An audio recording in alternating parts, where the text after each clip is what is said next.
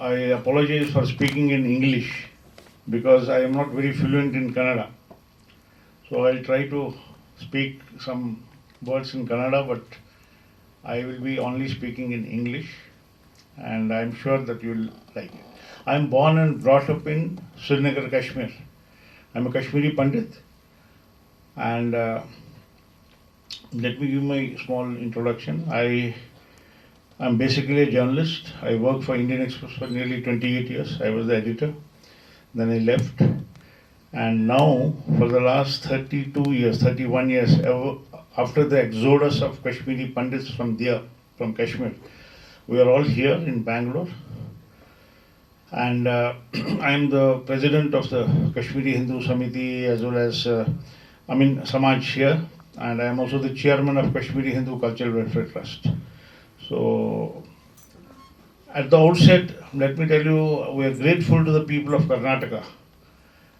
Soon after the exodus in 1990, when we landed in Bangalore, so the people treated us very well.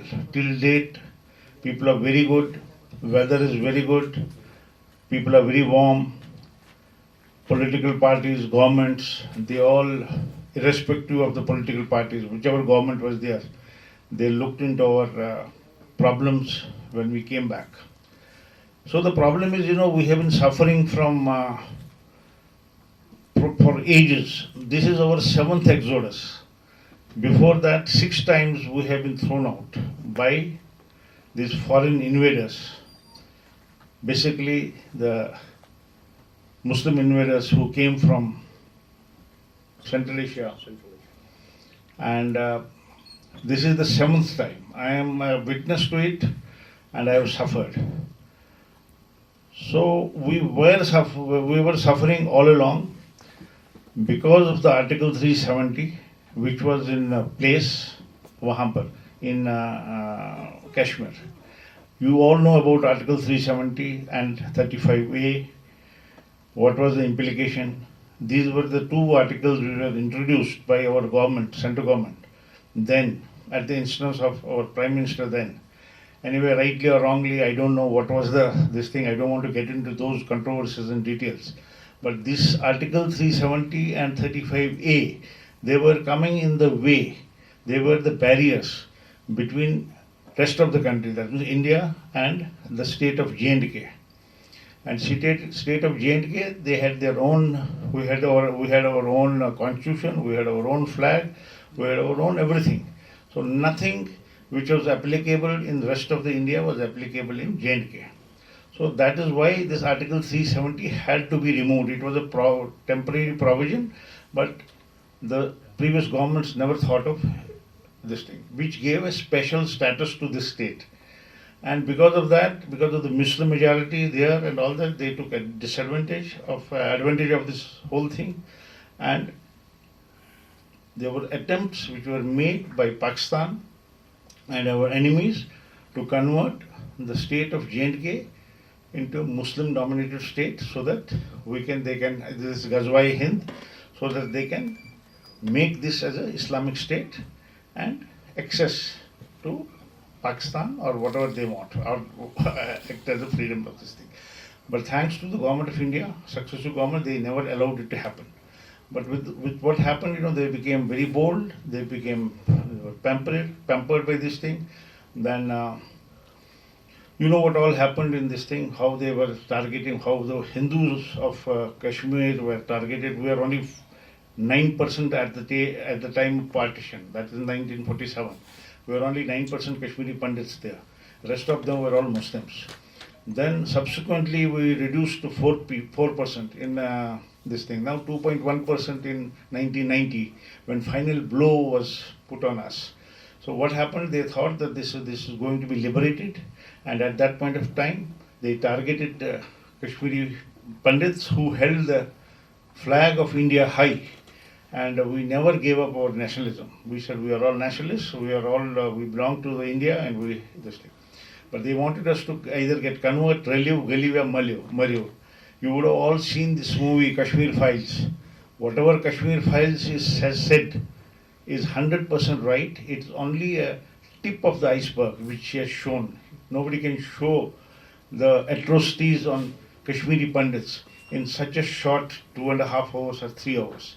So whatever he has said representatively, he has said everything, how the press failed there, how the governments failed there, and how this thing. So what happened? Finally, we were made targets. They started killing us. Selective killing happened. Nearly 800 to 850 people were killed, including Tiklal Teplu and all the major people there, who were all who is who there. They were all targeted. Anybody, and also some Hindus also who were working there, they targeted. And a day came when we had no other go, but there were rapes. They used to cut people into pieces, and finally, what happened? We had no other go but to leave. We left everything behind and ran for our lives, and also saved the honor of our daughters and women. And I'm sure this we have got this Jawans, our army people with us, that they have seen it. They will also testify after some time. They'll also tell you what happened. So as a migrant, I won't say migrant people go out of their own will, but we are all forced displaced people. We left everything there, jobs, properties, everything, and came. We thought that it's going to be a temporary affair, but it never got resolved. And for the last 32 years, we continue to suffer. The most surprising thing is that all those people who killed us, they are still free, roaming on the streets of Kashmir. So in the last 32 years, not a single person was prosecuted. Why he was not prosecuted? Because we were not there to file a complaint. We filed a complaint, and when they started the case, they said there is no witness, and the person who was given a complaint is not available. They closed all the cases, and then they are still wandering free and all that. So this is what we got. We did not get justice for our this thing. But all that we wanted is that we wanted to save our country. We wanted to be Indians. We wanted to integrate this thing. And what the present government under Modi ji has done, he has integrated the state of Jammu and Kashmir with the rest of the country. And now we are one. People there and people here, people in J&K and people in the rest of the country, they come under the same law. There is no special status for them. There is no status this thing, and that's why they are trying to curb the militancy there. But again, in the last 8 years, hundreds of militants have been killed, and hundreds of militants again come back. But it's a very difficult job. We salute our Jawans who are guarding us, who are guarding our LOC there, and we salute them for safeguarding the interests of our country. And they can tell you that it is very difficult to eliminate this thing, because this has all gone deep into their minds. You would have seen day before yesterday, again one more Pandit was targeted. So whenever they do something on this thing, they just target us. So we have left everything there, and this thing. But it is now the people of India, they all know, especially after the Kashmir files came and after this Article 370 was removed, they all know what was the importance of this thing, and what is the importance of all these things. So we all, as patriotic, as all nationalists, we should safeguard our country, we should fight together. I don't mind waiting for another 5 years, another 10 years to go back, but I want that all this terrorism should go out, because in the last 30 years of this thing, it has been spreading in other parts of the country. I don't want my state of Kerala or Andhra Pradesh or UP to go in the same manner as Kashmir.